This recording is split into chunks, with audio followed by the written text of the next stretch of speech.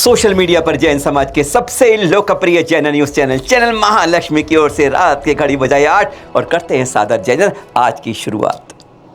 कई बार हम होता है हम अपने नेता को बुलाते हैं और बहुत कुछ करते हैं और सोचते हैं कि बहुत अच्छी बात है, पर उनके सामने हम जैसे भीगी बिल्ली बन जाते हैं। अपने ही धर्म को, अपने ही नियमों को, अपने ही उपनियमों को भूल जाते हैं। कुछ ऐसी आज पोस्ट आपको दिखाते हैं। देखिए, अब शुरू करते हैं इस पोस्ट के साथ।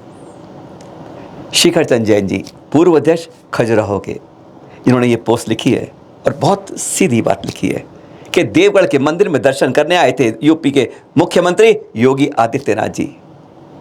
जूते लेकर मोजे लेकर जा रहे थे। गजब की बात है। ये गलती हम उनकी नहीं कहेंगे जो नेता आए हैं, ये वहाँ की कमेटी की है जो भीगी बल्ली बन के चुपचाप मुंह बंद करके खड़े जाते हैं। अरे बताइए, हमारे मंदिरों में नियम में इस तरह जूते पर चप्पल नहीं जाते हैं। उतारिए महाराज, उतारिए मुख्यमंत्री जी, जो भी आते हैं संबोधन दीजिए, प्यार से कीजिए, वह जरूर मानेंगे। और ये देखो, दूसरी भी इन्होंने अगले लाइन की लिखी है कि महाराष्ट्र के मुख्यमंत्री अशुद्ध वस्त्रों से अभिषेक कर रहे हैं। क्या कर रहे हैं हमारे मंदिरों की, अपने उनकी 3 लोग के नाथ की इस तरह अवज्ञा करते हैं हम। नेता आके ये करने लगे। ये कमी उन नेताओं की नहीं है, ये कमी हम लोगों की है जो हम बुलाते हैं, सम्मानित करते हैं, सब कुछ करते हैं और अपने धर्म की बातें भूल जाते हैं। कोई छोटा है या बड़ा है, कैसा भी आए, नियम जो भगवान के मंदिर में वह रहने चाहिए। और उन्होंने साफ नीचे लिखा कि एक बार हमारे खजुराहो के अंदर उड़ीसा के हाई कोर्ट के जज आए, गलती से मोजे पहनकर जा रहे थे, उन्हें नहीं मालूम था।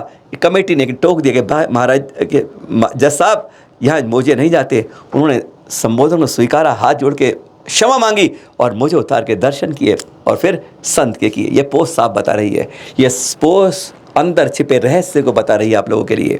जब भी किसी नेता को बुलाएं, अभिनेता को बुलाएं, किसी सामाजिक उसको बुलाएं और गलती करे हमारे धर्म के अंदर, पूजा के अंदर, पाठ के अंदर, नियम के अंदर, तो हमेशा ध्यान रखिए, ये गलती चौंकने वाले आपको रोकना होगा, उनको नहीं बताना होगा। बताइए कि भैया जूते पहनकर जा रहे हो, मोजे पहनकर जा रहे हो, मंदिर में जा रहे हो, ऐसे नहीं जाते हो और शुद्ध वस्त्र अभिषेक नहीं करते हैं। कोई भी जिनवाड़ी पूजा को गंदे हाथों से नहीं छूते हैं।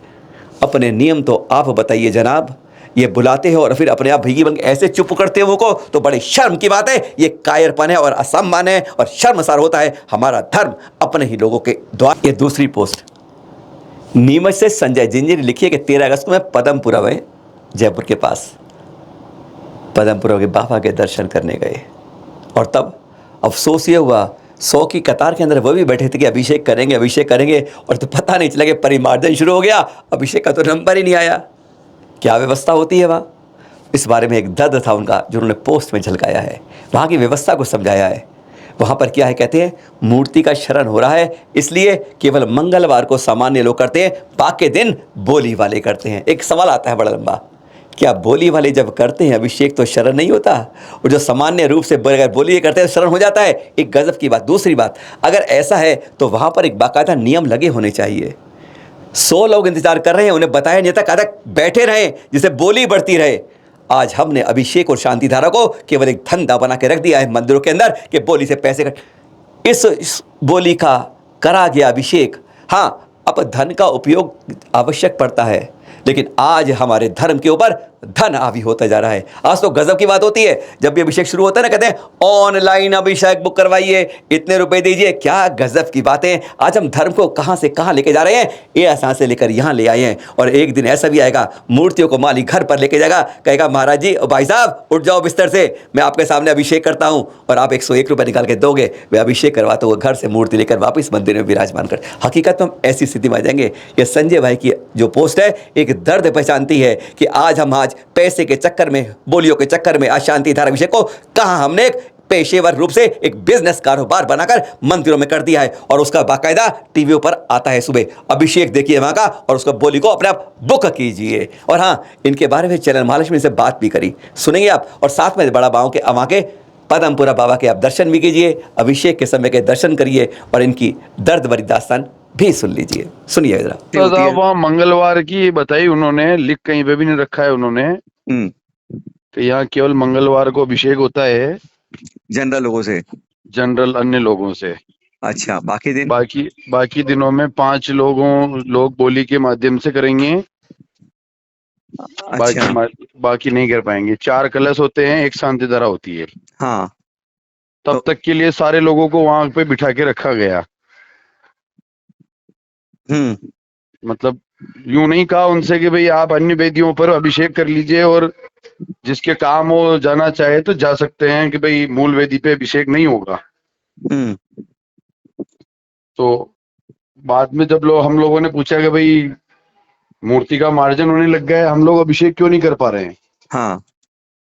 तो भाई यहाँ तो केवल मंगलवार को अभिषेक होता है सभी श्रावकों के लिए, अन्य दिनों में यहाँ केवल 5 लोग ही अभिषेक करेंगे, जो बोली लेंगे वो अभिषेक करेंगे। मैंने कहा भाई ये कौन सा नियम है आपका, क्योंकि नियम तो कब से ही है। मैंने कहा नियम है तो यहाँ पे आप फ्लेक्स पे चस्पा करके रखिए उसको, भाई आपको लिख के रखना चाहिए। भाई श्रावकों को, जिन श्रावकों को बोली लेके अभिषेक नहीं करना है, वो श्रावक तो कम से कम धोती दुपट्टा पहन के यहाँ बैठे क्यों रहेंगे, वो तो जाएंगे आगे के लिए, यात्रा के लिए निकलेंगे।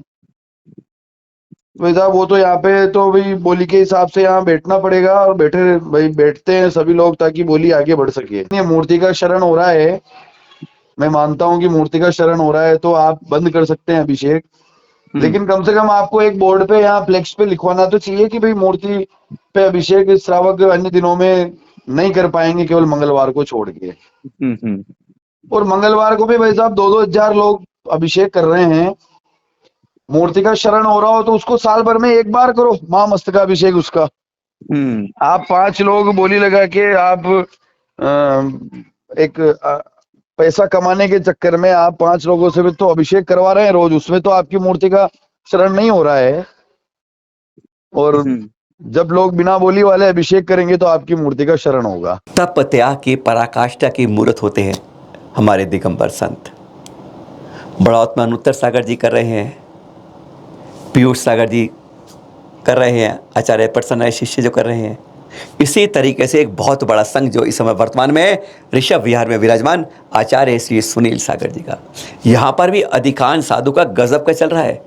कोई 1 2 3 4 5 6 7 तक उपवास करते हैं, फिर नीचे करते हैं, कभी 5 कभी 6 कभी 7 उपवास कर रहे हैं। यहाँ पर एक दिन पारना, एक दिन उपवास, ऐसे 3-4 संत ऐसे कर रहे हैं। कोई 2 दिन उपवास कर देते हैं लगातार, कोई केवल एक अन्न ले रहे हैं, यहाँ पर सिर्फ एक अन्न आपको जो देना है। कोई एक पहली थाली लेते हैं, बस पहली थाली में 4 आप लगे, बस वही लेंगे जो उसमें रखा होगा। कोई केवल 2 अन्न लेते हैं, कोई ना मीठा लेते हैं ना नमकीन लेते हैं। ऐसे बहुत हैं जो रस्सी छोड़ के सारे चल रहे हैं, एक 5-5 6-6 रस्सी छोड़ के चल रहे हैं। आज गजब के दृश्य इन संतों के देखे जाते हैं जिनके दर्शन आप करते हैं।